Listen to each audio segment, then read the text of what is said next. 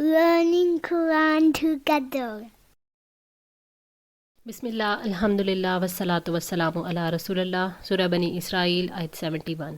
یوم ندعو، جس دن ہم بلائیں گے، کل اناسن، سب لوگوں کو، بی امامہم، ان کے امام کے ساتھ۔ امام سے مراد پیشوا اور لیڈر ہے، یہاں اسے مراد پیغمبر بھی ہیں۔ امام سے مراد نامہ اعمال ہے، اور مراد یہ ہے کہ جب ہر شخص آئے گا تو اس کا نامہ اعمال اس کے ساتھ ہوگا۔ اس رائے کو امام ابن کثیر اور امام شوکانی نے ترجیح دی ہے۔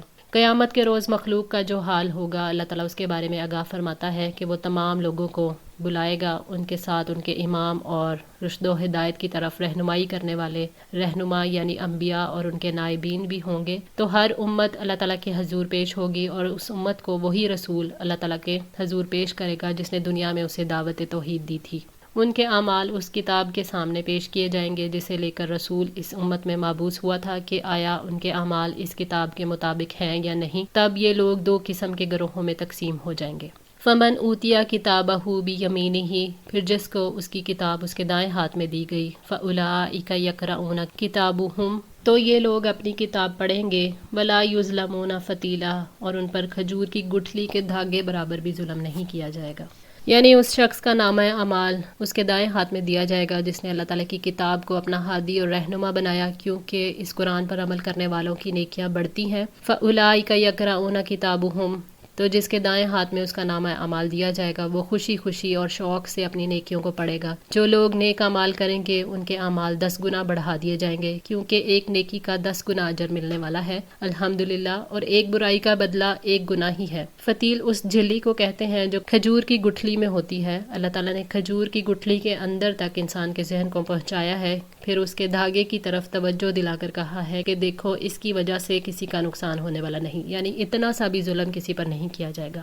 ومن کان فی ہذہ اعمی، اور جو اس میں اندھا ہے، فہو فی الآخرۃ اعمی، وہی آخرت میں بھی اندھا ہوگا، واضل سبیلا، اور وہ راستے سے بہت زیادہ بھٹکا ہوا ہوگا۔ یہاں اندھے سے مراد ایسا شخص ہے جو دنیا میں حق دیکھنے اور قبول کرنے سے محروم رہے۔ آخرت میں اندھا ہونے سے مراد اللہ تعالیٰ کے خصوصی فضل و کرم سے محرومی ہے، یعنی اسے جنت کا راستہ نظر نہیں آئے گا۔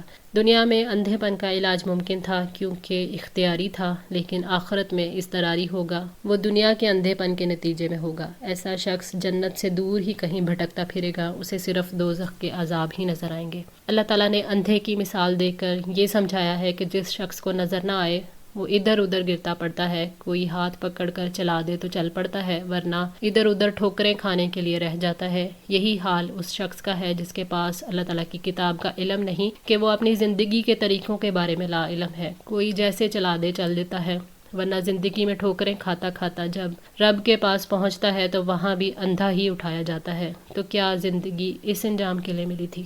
وَإِن كَادُوا، اور بلا شبہ قریب تھا، لِيَفْتِنُونَكَ، کہ وہ فتنے میں ڈالیں آپ کو، عَنِ الَّذِي أَوْحَيْنَا إِلَيْكَ، اس سے جو ہم نے آپ کی طرف وحی کی ہے، لِتَفْتَرِيَ عَلَيْنَا غَيْرَهُ، تاکہ آپ ہمارے اوپر اس کے علاوہ کوئی بات گھڑ لائیں، وَإِذًا لَاتَّخَذُوكَ خَلِيلًا، اور تب وہ آپ کو ضرور دلی دوست بنا لیتے۔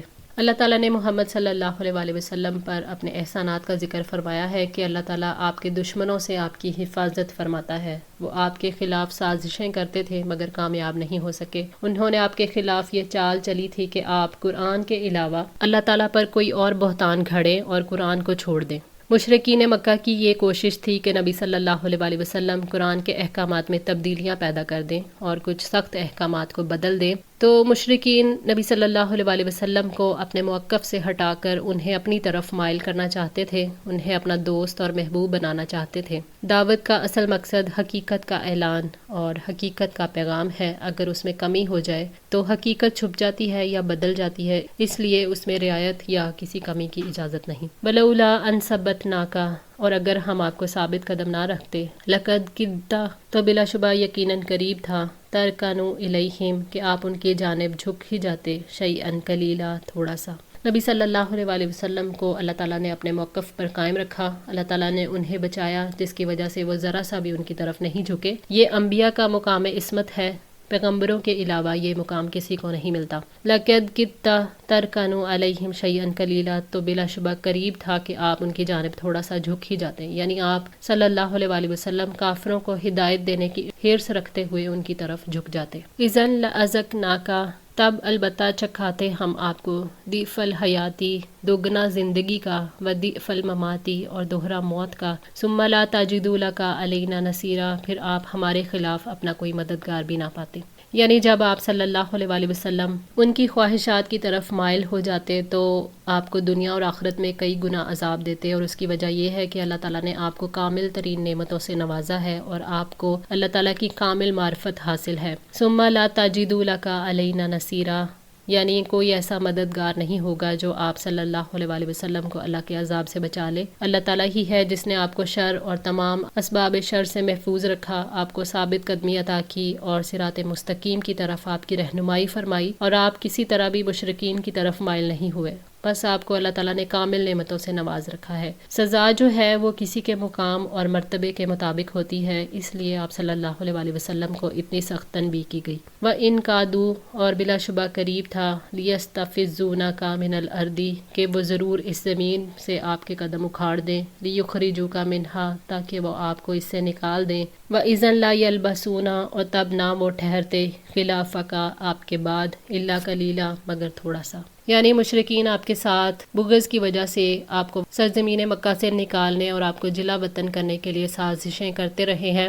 اگر انہوں نے ایسا کیا تو آپ کے بعد بہت تھوڑا عرصہ یہاں ٹھہر سکیں گے، یہاں تک کہ ان پر عذاب نازل ہو جائے گا، جیسا کہ سنت الہی ہے، اور تمام قوموں کے بارے میں سنت الہی میں کبھی تبدیلی واقع نہیں ہوتی۔ جس قوم نے اپنے رسول کو جھٹلایا اور اس کو نکال دیا تو اللہ تعالیٰ نے اس دنیا میں ان پر عذاب نازل کر دیا۔ جب کفار مکہ نے آپ کے خلاف سازشیں کی اور آپ کو مکہ سے نکال دیا تو وہ کچھ زیادہ عرصہ مکہ میں نہ رہ سکے تھے کہ اللہ تعالیٰ نے ان پر میدان بدر میں عذاب نازل کر دیا اور ان کے تمام بڑے بڑے سردار قتل کر دیے گئے۔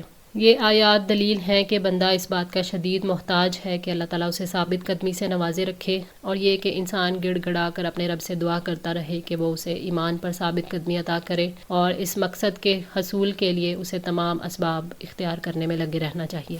سنتا، طریقہ، من قد ارسلنا قبلک من رسولنا، ان کا جو آپ سے پہلے ہم اپنے رسولوں میں سے بھیج چکے ہیں، ولا تجد لسنتنا، اور آپ ہمارے طریقے میں نہیں پائیں گے تحویلا، کوئی تبدیلی۔ ان آیات میں اللہ تعالیٰ کی طرف سے اس بات کی یاد دہانی ہے کہ اس نے اپنے رسول پر احسان فرمایا اور اس کو شر سے محفوظ رکھا۔ ان آیات سے یہ بھی ثابت ہوتا ہے کہ بندے کے بلند مرتبے کے مطابق اس کو نعمتیں عطا ہوتی ہیں، اسی طرح جب وہ قابل ملامت فعل سر انجام دیتا ہے تو اس کا گناہ بھی بڑا ہوتا ہے اور اس کا جرم کئی گنا زیادہ ہو جاتا ہے، کیونکہ اللہ تعالیٰ نے آپ صلی اللہ علیہ وآلہ وسلم کو اس ارشاد کے ذریعے سے نصیحت فرمائی، حالانکہ آپ ہر گناہ سے پاک اور معصوم ہیں۔ ان آیات سے یہ بھی ثابت ہوتا ہے کہ جب اللہ تعالیٰ کسی قوم کو ہلاک کرنے کا ارادہ کر لیتا ہے تو اس کے جرائم بڑھ کر کئی گنا ہو جاتے ہیں، تو ان پر اللہ کا فیصلہ ثابت ہو جاتا ہے، تب اللہ ان پر عذاب واقع کر دیتا ہے، جیسا کہ قوموں کے بارے میں سنت الہی ہے جب وہ اپنے رسول کو اس کے وطن سے نکال دیتی ہیں۔ اور اللہ تعالیٰ کا یہ قانون ہے کہ جو قوم رسولوں کو ان کے وطن سے نکال دیتی ہے، پھر وہ قوم اللہ تعالیٰ کے عذاب سے محفوظ نہیں رہتی۔ اقیم الصلاۃ، آپ نماز قائم کریں، لدلوک الشمسی، سورج ڈھلنے سے، الی غسق اللیل، رات کے اندھیرے تک، وقرآن الفجری، اور فجر کا قرآن، ان قرآن الفجری، یقیناً فجر کا قرآن، کان مشہودا، حاضری کا وقت ہے۔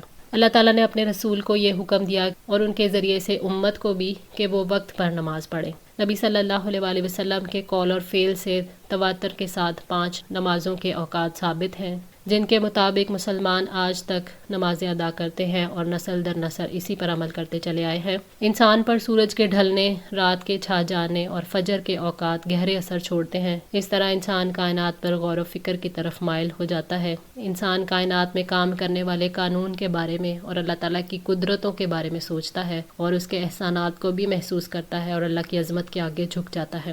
ان قرآن الفجری کان مشہودا، یقیناً فجر کا قرآن پڑھنا ہمیشہ سے حاضری کا وقت ہے۔ یہاں حاضری سے مراد فرشتوں کی حاضری ہے، جب دن اور رات کے فرشتوں کا اجتماع ہوتا ہے۔ حضرت ابو ہریرہ رضی اللہ تعالیٰ عنہ سے روایت ہے کہ نبی صلی اللہ علیہ وآلہ وسلم نے فرمایا، رات اور دن کے فرشتے فجر کی نماز میں جمع ہوتے ہیں۔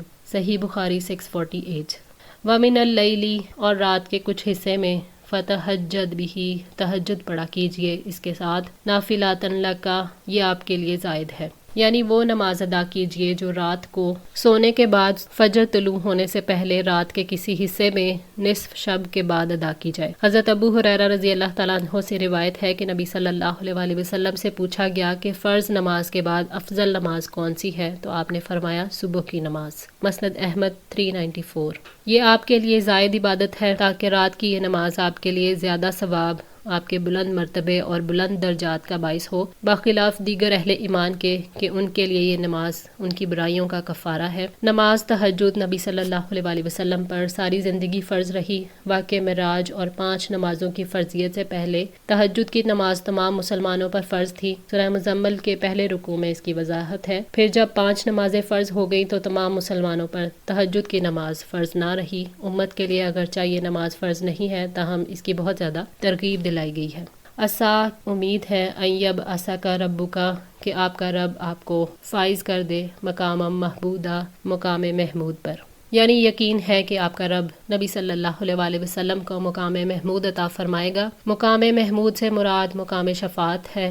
اللہ تعالیٰ نبی صلی اللہ علیہ وآلہ وسلم کو یہ مقام قیامت کے دن عطا فرمائیں گے۔ اس کے بعد لوگوں کا حساب کتاب ہوگا۔ وَقُلْ اور آپ کہہ دیجئے ربی ادخلنی اے میرے رب مجھے داخل کرنا، مدخلا صدقن داخل کرنا سچا، وَأَخْرِجْنِی اور نکال مجھے، مخرجا صدقن نکالنا سچا، وَاجْعَل لِی اور بنا دے میرے لیے من لدنکا اپنے پاس سے سلطانا نصیرا قوت مددگار۔ مسند احمد میں حضرت ابن عباس سے مروی ہے کہ نبی صلی اللہ علیہ وآلہ وسلم مکہ میں تھے، پھر آپ کو ہجرت کا حکم ہوا اور یہ آیت اتری۔ اس کا مطلب یہ ہے کہ اللہ تعالیٰ اول و آخر سچائی پر قائم رکھے، یعنی ثابت قدم رکھے، اخلاص اور اطمینان عطا کرے۔ اس کا مطلب یہ بھی ہے کہ سچائی کے ساتھ موت دینا اور سچائی کے ساتھ قیامت کے دن اٹھانا، اور اپنے پاس سے ایک غلبے کو میرا مددگار بنا دے۔ مکہ میں حالات جو تھے وہ نبی صلی اللہ علیہ وآلہ وسلم کے موافق نہیں تھے، اور اللہ تعالیٰ کا ارادہ یہ تھا کہ مدینہ میں موافق حالات پیدا کر کے آپ کو مکہ سے نکال لیا جائے، اس لیے یہ دعا کروائی گئی۔